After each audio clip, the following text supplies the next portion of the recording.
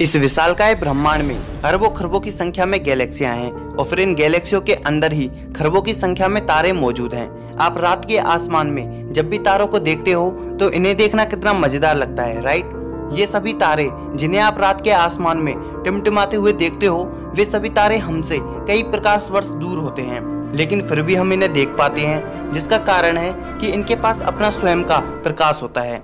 इसके अलावा सितारों की एक और खासियत होती है कि वे कभी अकेले नहीं पाए जाते। जैसे हमारा सूरज, यह अकेला नहीं है, बल्कि करीब 8 ग्रह हमारे सूरज का चक्कर लगाते हैं और फिर एक तारा और उसके गुरुत्वाकर्षण से बंधे ग्रहों और अन्य पिंडों को मिलाकर बनता है एक सौरमंडल। और ऐसे ही न जाने कितने सौरमंडल हमारे यूनिवर्स में घूम रहे हैं। लेकिन क्या आपको मालूम है, हमारे ब्रह्मांड में एक ऐसा भी तारा मौजूद है जिसकी परिक्रमा ब्रह्मांड का सबसे गर्म ग्रह करता है, और इस ग्रह का नाम है केल्ट 9b। और यह ग्रह केल्ट 9b इतना गर्म है कि यह ब्रह्मांड में मौजूद ज्यादातर तारों से भी गर्म बैठता है। तो आज के इस एपिसोड में हम इस ग्रह के बारे में शुरुआत से जानेंगे, तो वीडियो को एंड तक जरूर देखना, क्योंकि एंड में मैंने एक क्वेश्चन भी पूछा है। सो हेलो गाइज, मैं हूँ सूरज। तो चलिए शुरू करते हैं आज के ये नए एपिसोड।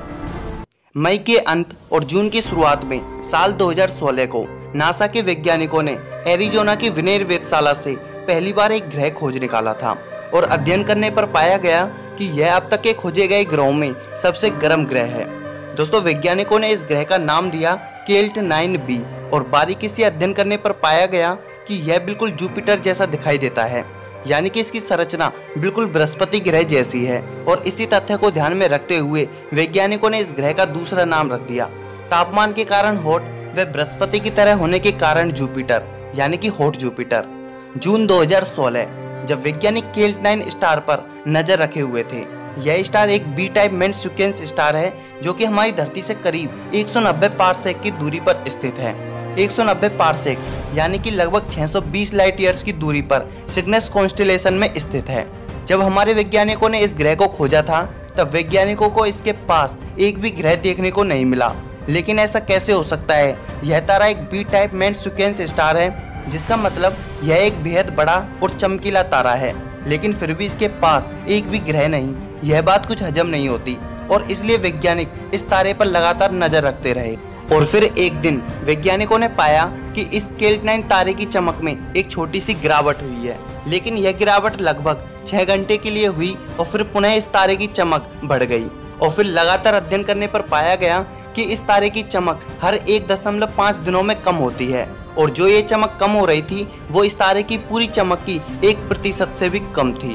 और फिर इसी ट्रांजिट फोटोमेट्री का यूज करके हम समझ गए कि इसका चक्कर कोई ग्रह ही कर रहा है।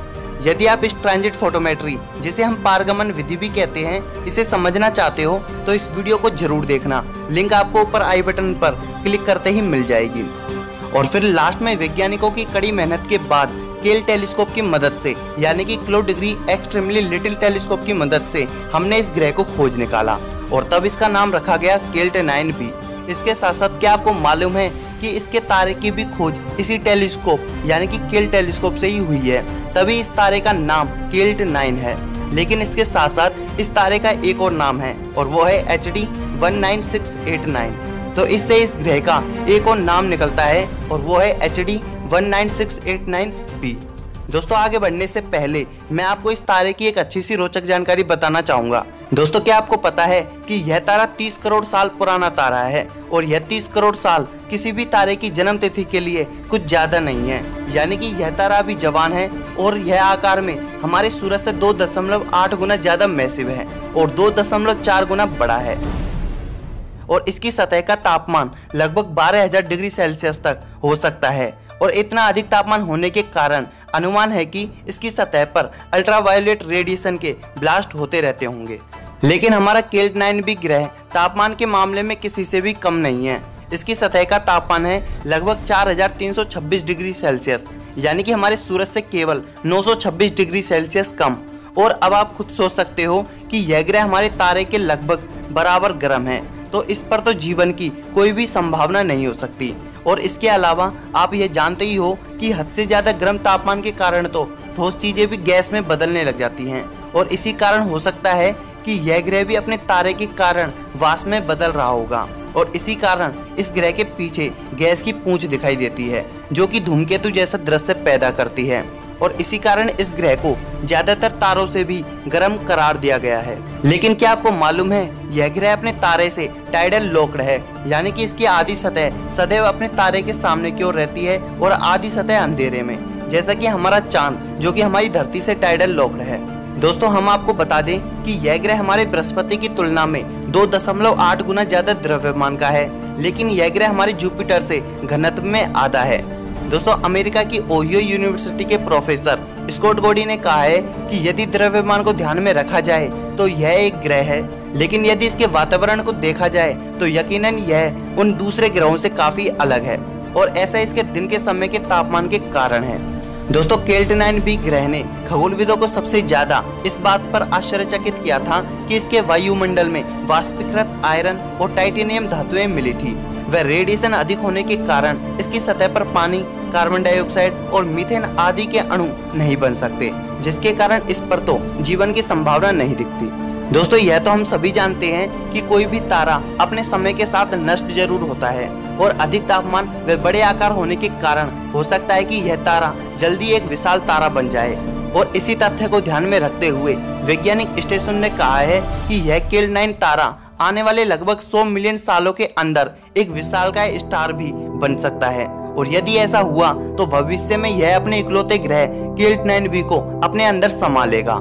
लेकिन हमारे लिए दुखी की बात यह है कि यह ग्रह अधिक गर्म है, वह हमसे बहुत ज्यादा दूर भी है, जिस कारण हम इसके बारे में ज्यादा कुछ नहीं जान पाए। लेकिन हमारे वैज्ञानिक आज भी इस ग्रह के बारे में रिसर्च कर रहे हैं। वे मानते हैं कि इस ग्रह के कारण पता चल सकता है कि तारों के नजदीक ग्रहों का निर्माण कैसे होता है। और अब लास्ट में आप सभी के लिए एक सवाल, दोस्तों क्या आप बता सकते हो कि हमारे ब्रह्मांड में कौन सा ऐसा ग्रह है जिसमें धरती की तरह जीवन की सबसे ज्यादा संभावनाएं हैं? यदि आपको उत्तर मालूम हो तो प्लीज कमेंट बॉक्स में आंसर जरूर देना। वीडियो कैसी लगी आप हमें कमेंट बॉक्स में जरूर बताएं। वीडियो पसंद आई हो तो वीडियो को लाइक, अपने दोस्तों के साथ शेयर करना मत भूलना। और अभी तक आपने हमारे चैनल को सब्सक्राइब नहीं किया है तो चैनल को सब्सक्राइब करने के साथ साथ इस नोटिफिकेशन बेल को ऑन कर दीजिए। Thanks for watching.